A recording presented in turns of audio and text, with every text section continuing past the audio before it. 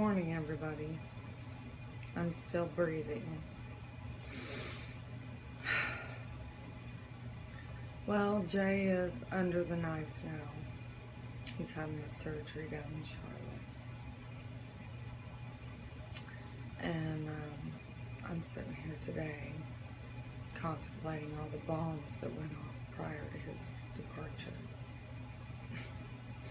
But this is the way we have lived our lives for the last 10 years. I didn't want to do another custody battle. I've spent a lot of money out of pocket because I haven't had insurance to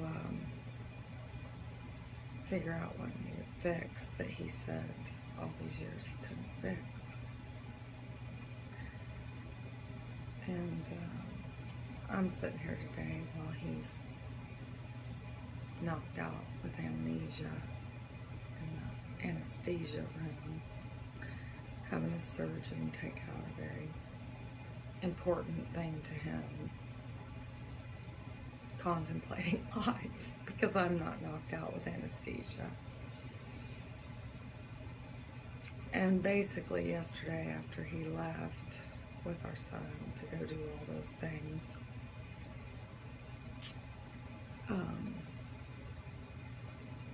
I was left with reality, which he's never been able to contemplate,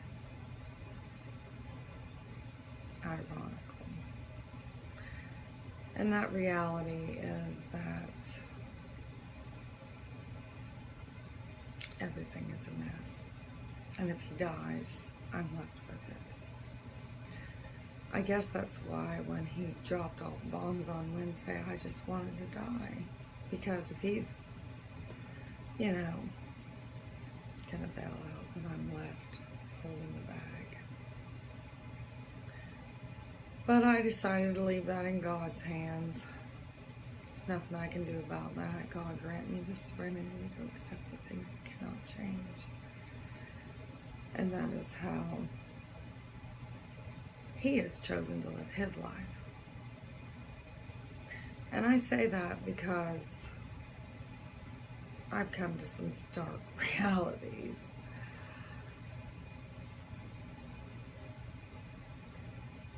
Stark realities. I've sat here twice now trying to scroll back to the text messages where he talked to me after I'd moved away from here and gotten away from him and went through a custody battle and got child support. He talked me into moving back here. But my text messages won't go back that far. And that's my court case. Domestic violence. But I found enough in between what he said to get me to come back, which I'm just going to tell the judge after I swear on my grandmother's Bible like I did the last time. And Levi was there because he was living with me. It was prior to his suicidal attempt at the end of his senior year. It's no wonder he and I have both been suicidal throughout this whole situation because it is domestically violent. And honestly, I didn't want to admit that. I didn't want to deal with the shame of having repeated the pattern that my mother lived through because I swore I wasn't going to do this. And she told me years ago what to do. But I wanted to believe and love and what he said, which integrity, which is what he teaches at his school as an Air Force Chief Master Sergeant, means we say what we mean and we mean what we say and we follow through on those things. And that's never been the case from the very beginning in this situation. And despite all the mixed messages that I've read and the text messages I've scrolled through today, I chose to believe throughout that time that love wins. that if I just sit here and continue to endure all things, believe all things, and hope all things, that love will win in the end.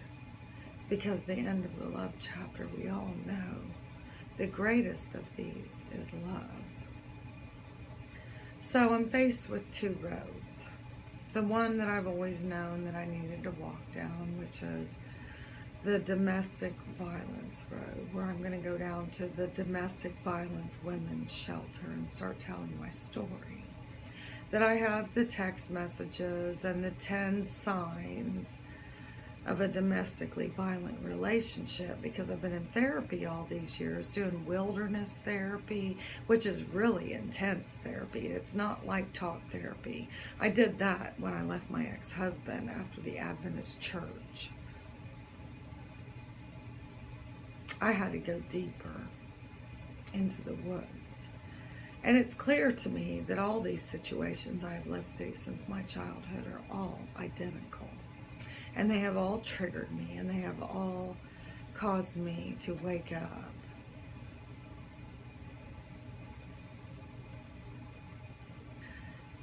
So,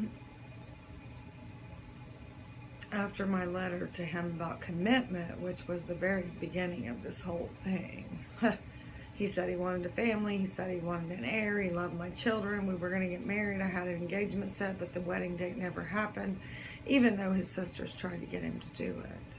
And then everybody wants to know why I'm crazy. Well, I read the text messages. As long as I have sex with him, he's fine. As long as I live next door and have sex to him, like, you know, when I was a child in my bedroom and my dad came and did what he did, and then he left and was angry all day long the next day, which is what I've been dealing with these last few days.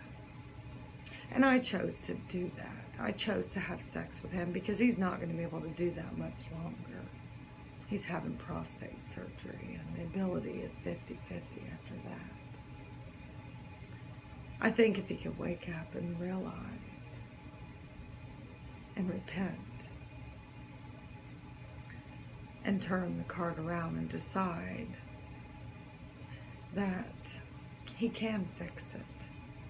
He said all these years that he can't fix it because he's been looking at me and my mental disability from the abuse that I suffered as a child, which he's only recreated every day. And yet he could fix it. He could have fixed it a long time ago if he'd have just listened to me and heard what I said and paid attention to my feelings and had some kind of consciousness about the reality that even though he's not my dad and he didn't want to be my dad, he's acting just like him. And no, he hasn't molested our son, but he's acted just like my dad in so many ways. And I've tried to communicate that, and it's been unheard. And this is what happens. So I'm going to prepare my domestic violence case because I've recreated my childhood. And even though he doesn't want to see what I have done, I chose to do this so I could heal, because I wanted to heal from that shit. And I see it all clearly. And if he wants to go to court and he wants to fight and he wants all of the garbage to be laid out before the world, because I'm going to make videos, because this is what the children that are shooting up the schools have dealt with, domestic violence within their homes. And it doesn't matter how extreme it is. It doesn't matter whether it was like when I was a child or whether it's like it has been since I wasn't a child, which has never been that extreme. None of the men, well, I take that back. Most of the men haven't abused my children. There was one. And I had to recreate it. Sadly, this is reality. Into the third and fourth generation will the sins of the fathers be heaped upon the children. And even though I chose not to abuse my own children in that way, they've been abused. They've been abused by every man that I have chosen who has helped play the game that my first therapist told me I was going to play until now. And that's when I realized this is domestically violent. I see it. I just sat and read the 10 signs, and all the signs are there. I see them all, and I'm tired of trying to wake somebody up. He's having surgery, and he could die today. And he told me I was selfish for thinking about myself facing a custody battle in the mental state that I'm in, because this is where the victim ends up. But I'm not a victim. And I know that I'm going to win, only because I'm so clear. And I've had so much therapy, and that judge is going to hear me. She's going to go, wow, wow, wow. Because I say, wow. She's going to usually hear people who are full of anger, and I'm not. I chose this. I chose to be healed. And the only way I was going to be healed was to become aware of how I was recreating the pattern. And I'm completely aware. And I have been for years. That's what wilderness therapy does. It makes you aware. So I'm completely aware of what's going on. I'm just the only one. And when you're the only one, it's really hard. And it just makes you want to die. Because it looks like the cards are stacked against me, and the dominoes are all in his favor, because he has all the money, and he thinks he has the story. But see, the thing he doesn't know is I have a story that he hasn't paid attention to. And it isn't the story that he wants told, and I haven't wanted to tell it, but I'm going to tell it now. Because it is why the children are shooting up the schools. Those children are only suffering like I am. And they don't have the wisdom that I have, because I lived in a different generation. And I'm going to hold on to life and hope and faith, and that love wins in the end. Because this is what happened in my first really serious go-round with this, with my father, my older 3 children's father. When I was a Christian, and he was watching porn, and I was triggered into my childhood and trying to figure out what the hell was going on. But I know now. And I'm just going to go tell my story and write my book.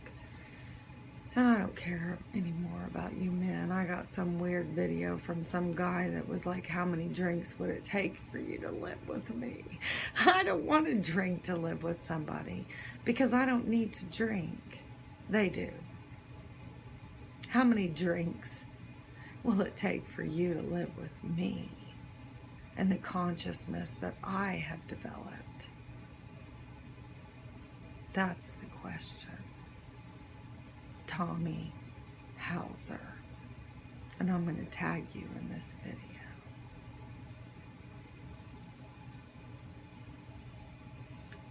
You're a friend of my brother, and I'm not interested. I don't want to drink to live with somebody, and I haven't drank to live here. And I'm not going to ever drink to live with anybody. Because my dad drank to live with himself, and I don't need to drink to live with myself, nor anybody else.